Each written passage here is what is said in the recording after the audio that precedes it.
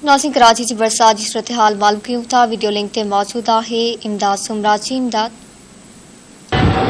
अवांखे ॿुधाईंदा हलूं त हिन वक़्तु कराची के मुख़्तलिफ़ इलाइक़नि में चौमासे की बरसात जो जेको ॿियो स्पेल जेको आहे उहो हिन वक़्तु कराची के मुख़्तलिफ़ इलाइक़नि में शुरू थी वियो आहे। अवांखे ॿुधाईंदा हलूं त कराची के कोरंगी, लियारी, बल्दिया टाउन, गुलशन इकबाल ऐं ॿियनि हंधनि ते जेको आहे सो हिन वक़्तु चौमासे की बरसात जो सिलसिलो जेको आहे उहो वक़्फ़े वक़्फ़े सां पिणु जारी आहे।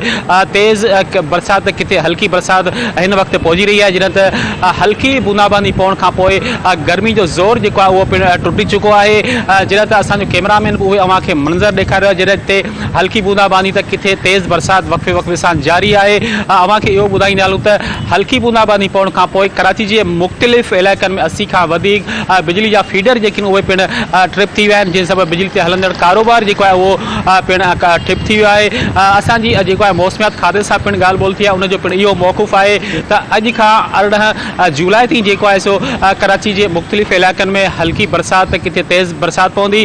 जिन त सिंध के मुख़्तलिफ़ ज़िलनि में, जंहिंमें टटो, बदीन, नौशरो फिरोज, सखर, लाड़काणो ऐं ॿियनि शहरनि में जेको आहे तेज़ बरसात पवण जा इम्कान आहिनि। अवांखे इहो ॿुधाईंदा हलूं त तेज़ बरसात ऐं हल्की बूंदाबांदी पवण खां पोइ कराची जे मुख़्तलिफ़ इलाइक़नि में सेवरेज वाटर बोर्ड पारां जेको आहे सो वॾियूं मशीनूं, जेकी हैवी मशीनूं जेकी उहे मुख़्तलिफ़ हंधनि ते पहुचायूं वियूं आहिनि। कराची जो एडमिनिस्ट्रेटर मुर्तज़ा वहाब हिन वक़्तु जेको आहे कराची जे मुख़्तलिफ़ इलाइक़नि जो पिणु दौरो करे रहियो आहे।